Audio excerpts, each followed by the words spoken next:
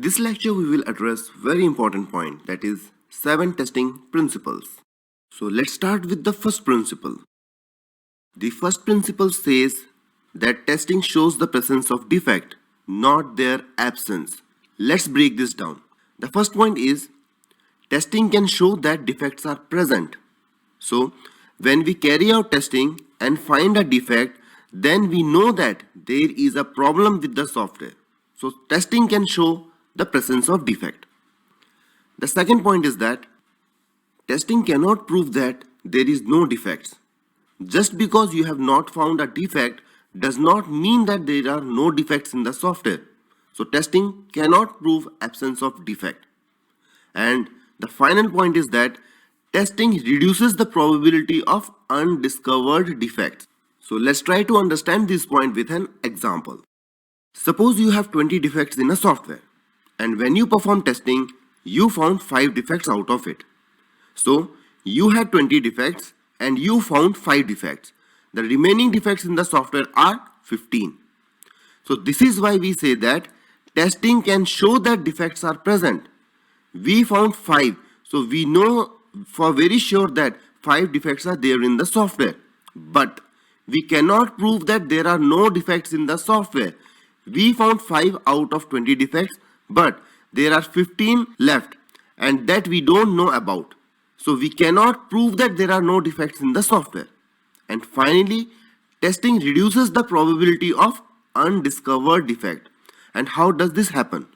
Initially we had 20 defects, but we found 5.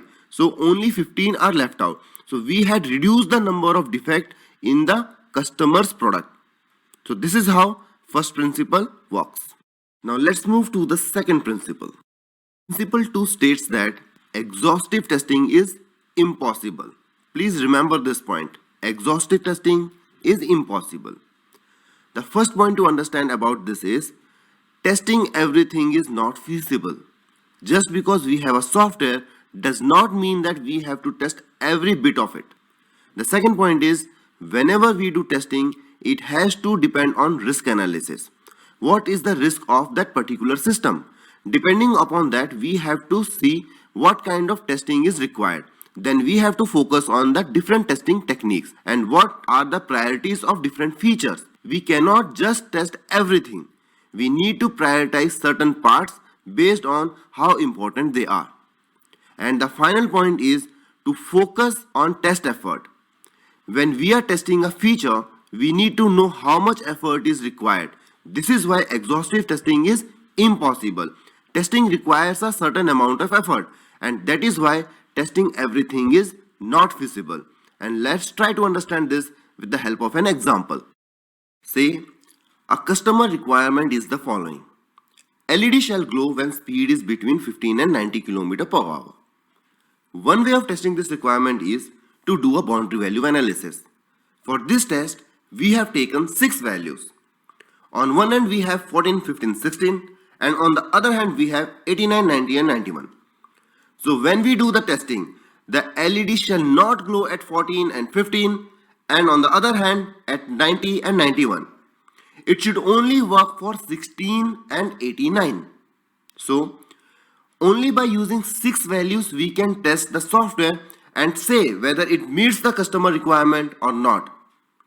But it is also possible to do the same test by considering all the values between 15 and 90.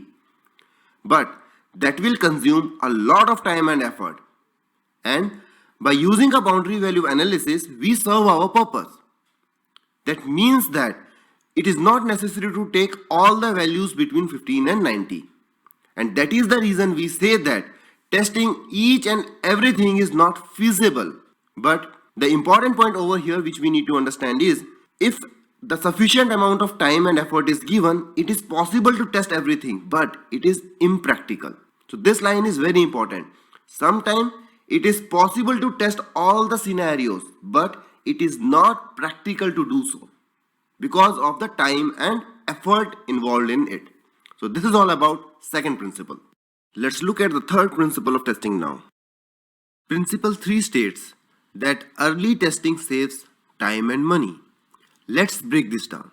The first point is that static and dynamic test activities should be started as early as possible. What does that mean? It means that we should start testing as early as possible. Whether it is a static testing or it's a dynamic testing, whichever is possible, we have to start that one. Now let's have a look into the second point. Early testing is sometimes referred to as shift left. What is that? Look here. As I am talking about early testing, I am shifting to the left of the diagram. The very first stage of testing is at the leftmost corner of the software development lifecycle. So early testing is sometimes called as shift left. And finally we come to the last point. It helps us to reduce or eliminate costly changes. Let's try to understand this with the help of an example. So here is a very popular graph about the cost and time of finding defects.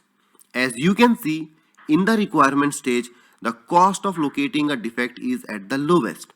When you move to the design stage, it becomes a little costlier.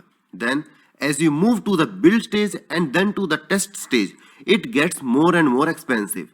Finally, at the live use, it is the costliest to discover defect in the product. So, why does this happen? To understand this, we need our life cycle diagram. Suppose we find a defect in the implementation stage, which is the build stage. Just because it was found at this stage does not mean that error happened here. It might be in the design stage or in the system requirement stage. It can also be that someone misunderstood the user's requirement, because of which every subsequent stage was wrong and we implemented it incorrectly. So now, to correct this one defect, we have to go back and correct these documents. And correcting all these documents will take a lot of time, labor and resource, which means that it will cost a lot of money.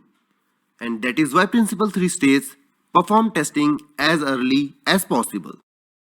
Now we are on the fourth principle of testing. Principle 4 states that defect clusters together.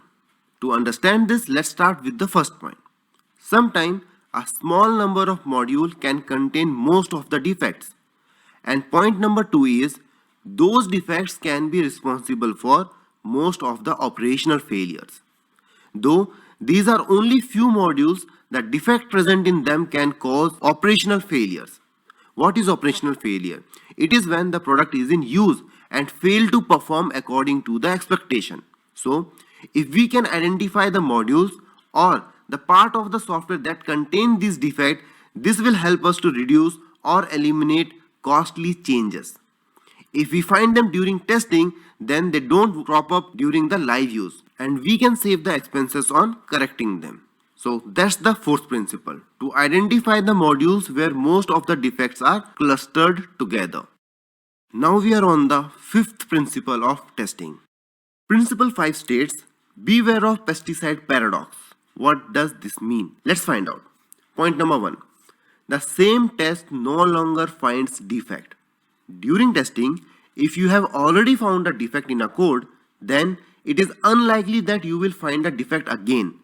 Unless there is a big change in the code, you will find no more errors since you already found one and corrected it. So, then what we have to do? Let's cover it in point number 2. To detect new defects, exist test case and test data may need update. So, you either have to update the test case or the data in it to be able to find new defects in it. And the third point is, when you are performing automated regression testing, the pesticide paradox has a beneficial outcome. When you run automated testing, you are actually running scripts. So, if you run the same script again and again, it is highly unlikely that you will find new defects. But if you update your script, add new values to it or add new test case to it, then there is a possibility of discovering new defects. So the pesticide paradox is very beneficial when you are performing an automated testing. Now let's see an example to understand this point. Suppose there is a software with 20 defects in it. When you run your script for the first time, you found 5 defects. Then the software is left with 15 defects. Now, if you don't change the test script and you run it for the second time and third time, you will find no more new defects. No matter how many times you run it, you cannot find the remaining 15 defects. This is because you are running the same scripts. In order to find a new defect, you have to update your scripts. So that is why we said the same test will no longer find defect. And to detect new one, existing test cases needs change. Now let's cover the last two principles, Principle 6 and Principle 7. Principle 6 states testing is context dependent. This means that the type of testing will depend upon the kind of product being tested. This is why testing is context dependent. So let's start breaking this down. Point number 1.